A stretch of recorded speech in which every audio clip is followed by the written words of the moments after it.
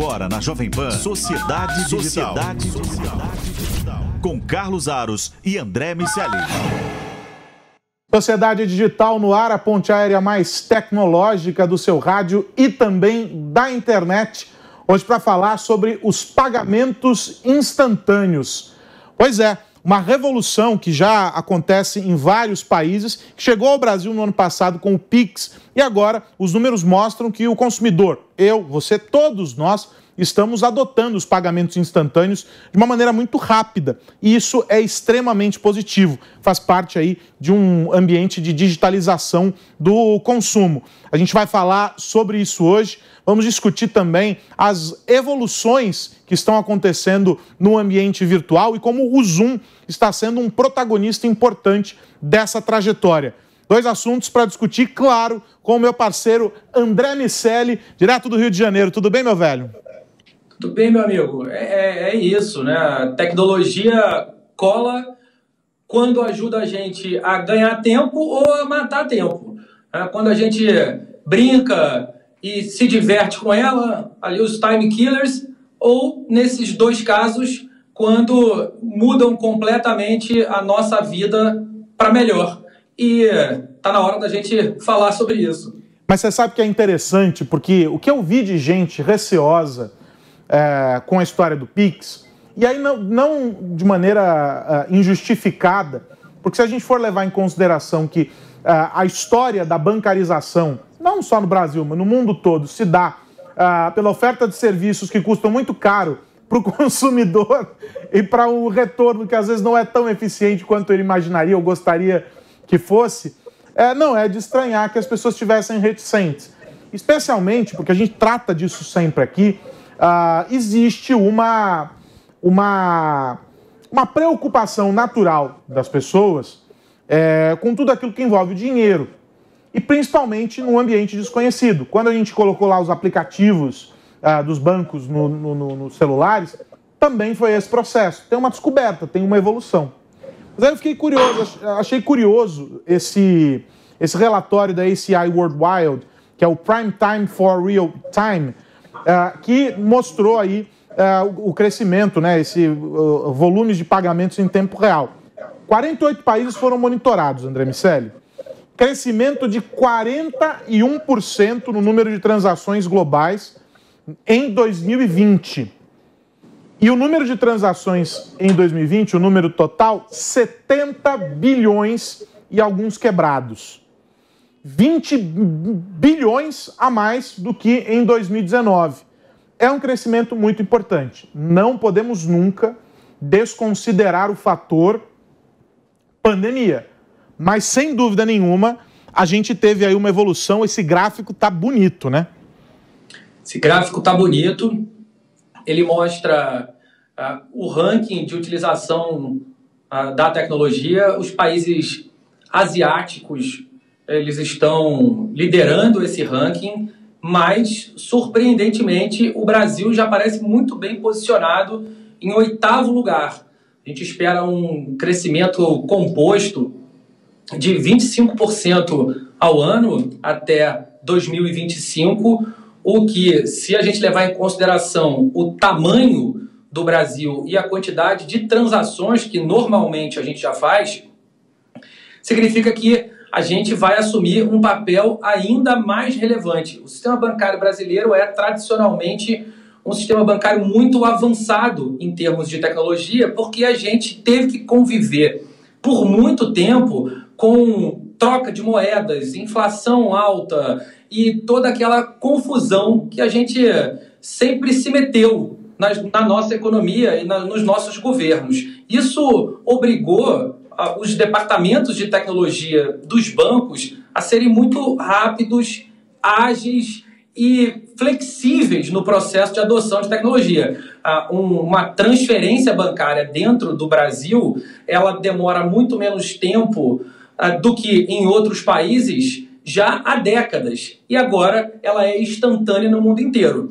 Então, a gente deve ver essa adoção em massa no Brasil. O brasileiro já é um povo afeito ao uso de tecnologia. Já está acostumado à tecnologia no sistema bancário. Por mais que haja uma resistência e um medo natural ao novo, eu não imagino que isso vai ser impeditivo para a utilização desses novos recursos.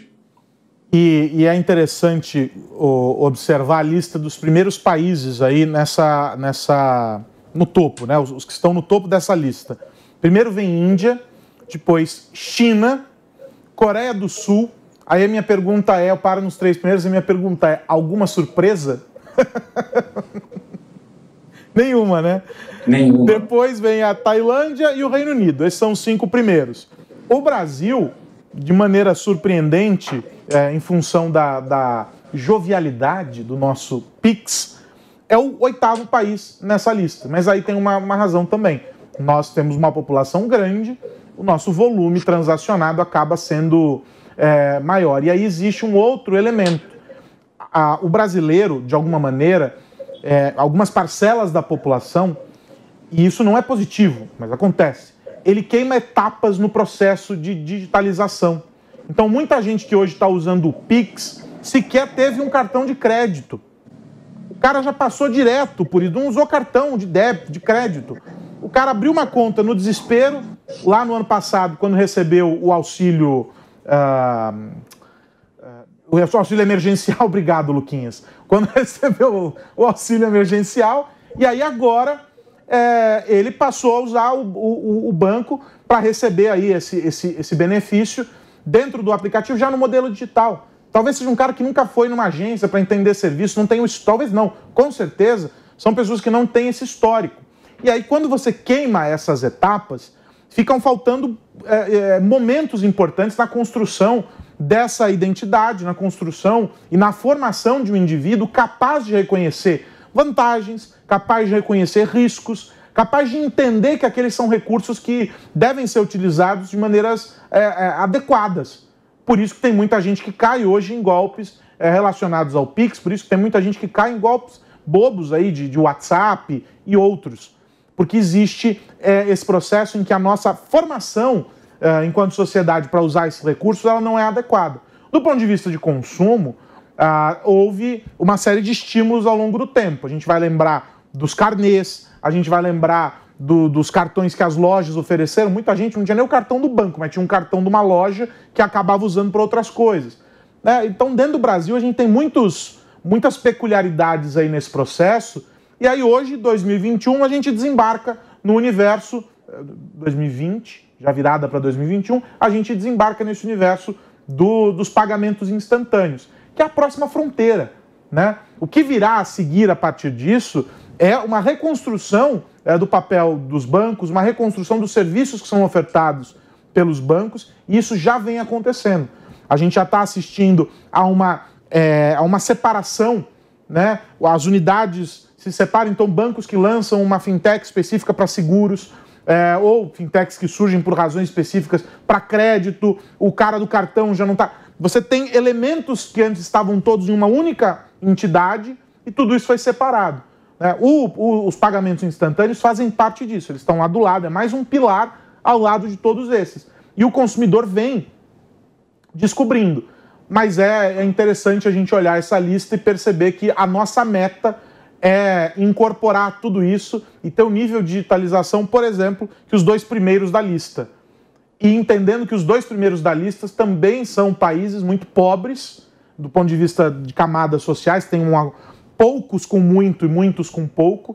Na Índia isso ainda é ainda mais acentuado, você tem um índice ali muito grande, mas com uma digitalização muito grande. Tire o smartphone de um chinês, André Miceli, e veja se ele não vai ficar perdido, a vida dele acaba sem o Super App. Na China sim, e no Brasil, dependendo da onde você tirar o smartphone de um brasileiro, ele saca um outro smartphone do outro bolso. A gente tem mais smartphones, mais telefones celulares habilitados do que pessoas no Brasil, o que demonstra a nossa propensão ao uso desses dispositivos. Quando você fala sobre o risco, você está totalmente certo. O processo de utilização de sistemas financeiros passa por uma etapa de amadurecimento e nesse caso pular etapas, coincide com um momento de aumento de ofertas.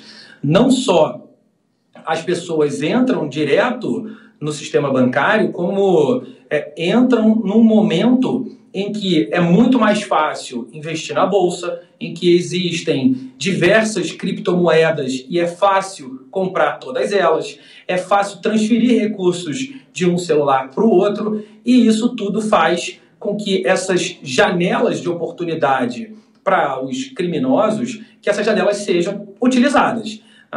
O lado bom e o lado ruim dessa democratização. No final das contas, eu entendo que essa balança tenha muito mais vantagens do que desvantagens. Mas, da mesma maneira que quando a gente vê uma parte mais velha da sociedade entrando nos dispositivos digitais, nas redes sociais, e a gente também percebe o papel dessas pessoas para espalhar fake news, acabam sendo pessoas mais propensas a cair nesse tipo de informação, de falsa informação, tem menor propensão a validar, checar, os hábitos de navegação são diferentes. Essas pessoas que acabaram de entrar no sistema bancário também são mais suscetíveis a caírem em golpes. O lado ruim de uma história que, no final das contas, vai trazer muitos benefícios para essas pessoas. O que a gente tem que fazer como mídia e o governo tem que fazer como papel de educador é contar essa história e, de alguma maneira, tentar explicar que esse mundo tem, sim, coisas muito legais, mas também tem os seus riscos e, aos poucos, as instituições financeiras também vão fazer o seu papel no sentido de educar a população.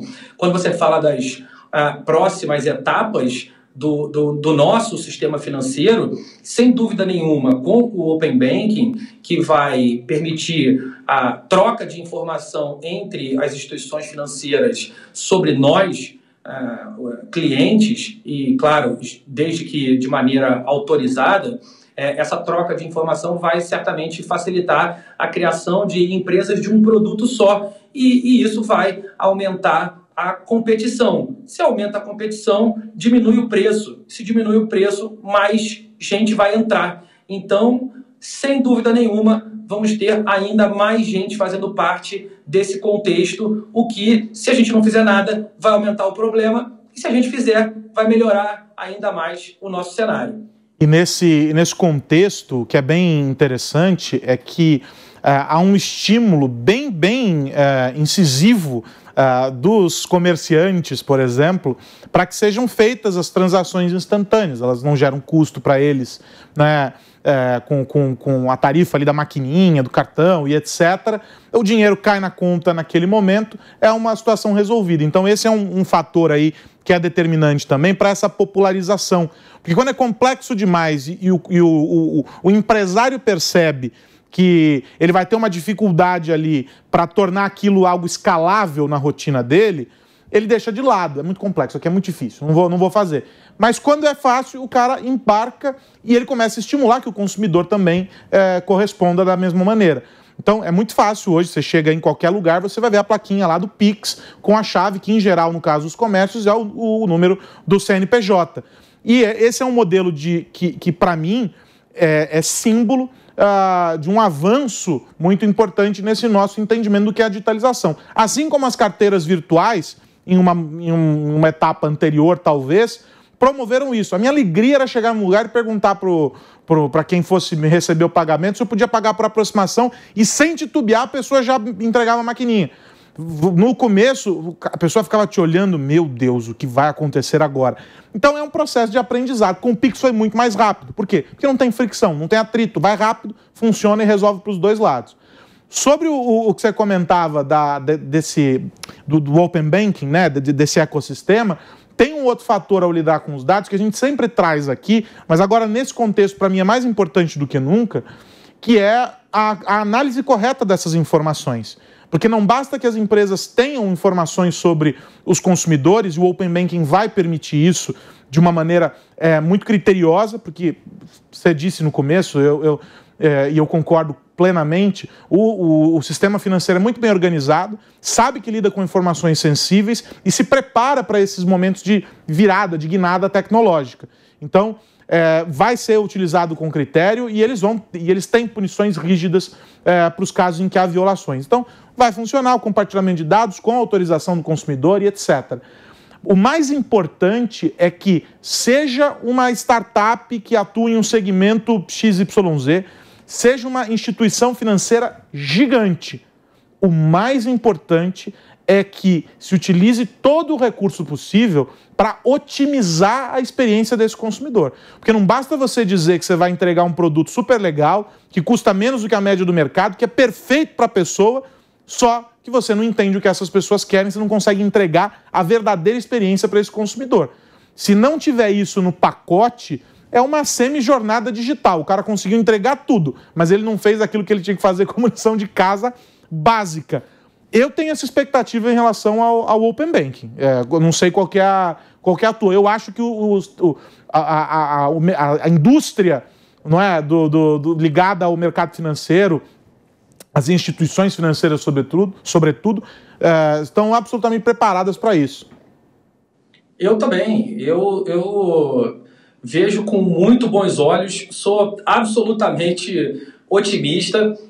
O ecossistema de startups do Brasil, ele tem florescido muito. Com a desvalorização do real, tem sido cada vez mais fácil para as empresas brasileiras captarem recursos no exterior. Isso deve aumentar o investimento que a gente vai receber de fundos, de family offices e de equities gringos. Eles devem chegar no Brasil com mais intensidade. A gente amadureceu nos últimos anos no sentido de montar empresas, startups capazes de atrair esse tipo de investimento. A gente fez IPOs recentemente e os IPOs foram bem sucedidos, então não tem nenhuma razão para não se sentir otimista diante desse cenário. Eu acho que a gente vai navegar muito bem pelos mares que se apresentam nesse ecossistema financeiro. Ô André, eles já têm a nossa digital, já têm a nossa biometria facial e agora a Amazon está em busca da palma da nossa mão. Eles já estão testando lá dentro da Whole Foods um processo de pagamento por meio da leitura da biometria da palma da mão, a digitalização das mãos. É algo que também está nessa linha dos pagamentos digitais, num formato que eu entendo, sob a ótica da privacidade, mais complexo, mais delicado, assim como é o da digital. Eu sou o cara que fica desesperado quando você chega num lugar e para fazer um cadastro o cara pede para você colocar a tua digital. Mas a Amazon entende que houve um crescimento e uma demanda natural por causa da pandemia para os pagamentos sem contato. A gente já sabe que o universo contactless é uma realidade. A gente já discutiu isso, fizemos um programa, aliás, inteiramente sobre isso, mas a Amazon dá um passo adiante nesse caso, né? Sim, dá um passo adiante. E a Amazon, a gente também fez um programa sobre isso, foi um Digital de Tudo, nosso podcast, falando sobre os tentáculos da Amazon, né? A quantidade de mercados diferentes que a Amazon consegue competir com eficiência, e ela vai entrando em mais um. No final das contas, eles estão roubando o nosso coração, eles vão levando tudo. A Amazon Prime aqui no Brasil vai levando os nossos olhares. No varejo aqui no Brasil eles ainda estão brigando um pouco mais, mas a captura de informações biométricas vai montando um quebra-cabeça que diz muito sobre nós, e eles continuam estudando as soluções de reconhecimento facial, de reconhecimento de expressões, de mapeamento de humor, e a partir da montagem desse quebra-cabeça vão conseguir fazer sugestões ainda mais precisas de produtos e serviços e, no caso da Amazon Prime, de programas para a gente assistir. Por isso disse que eles querem, no final das contas, levar o nosso coração. Mas a lógica aqui é a seguinte, só para que quem está nos acompanhando entenda. O cadastro vai ser feito num formato muito parecido com o da nossa biometria, não é? Você vai vincular um cartão de crédito a uma conta, que é o meio de pagamento. A leitura da palma da mão é só como se fosse a sua senha, a sua autorização única e intransferível, nesse caso, literalmente intransferível, que você vai aplicar para liberar o pagamento. E aí a complicação toda se dá porque isso vai ficar armazenado junto dos serviços da Amazon lá, vinculados a Whole Foods. Não é nada diferente do que o desbloqueio de tela pela biometria facial ou pela digital, não importa. É um mesmo modelo. A diferença é que a gente está somando, não é? Leituras e códigos, vamos colocar dessa maneira, códigos e senhas que ninguém mais poderia ter, porque você pode copiar uma sequência numérica de senha. Eu posso ter uma senha igual a do André, por exemplo, sem que nós dois saibamos disso. Mas nenhum de nós dois vai ter uma digital igual. Daí que a segurança por trás desse recurso, ela é muito maior. Isso comprova que eu sou eu, ele é ele. À medida que a gente começa a entregar todos esses elementos, a leitura da retina, até a voz, para essas plataformas, é uma discussão muito importante sobre privacidade e sobre como esses tentáculos, e aí eu diria que pelo menos metade dos tentáculos de toda e qualquer empresa está voltada para a coleta de informações pessoais, a gente está entregando tudo para eles. Então daí que existe essa discussão. André, quero virar a página rapidinho para falar do Zoom, cara, porque também informação dessa semana, receberam aí,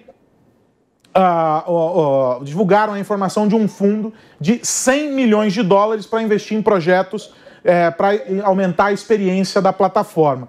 Eles vão, enfim, tentar mostrar que o Zoom ele vai muito além daquilo que se mostrou nesse período inicial aqui da pandemia. Ele está operando aí junto com empresas, oferecendo uma série de kits para desenvolvedores, oferecendo soluções para integração com outras plataformas. O Zoom se tornou uma Big Tech, por assim dizer, no modelo de operar. Ele não é mais uma empresa com um foco ali muito específico. É uma transformação profunda e pela leitura deles não fariam esse movimento se não entendessem que no futuro não deveremos abandonar as videoconferências como parte importante da nossa rotina, né? Verdade.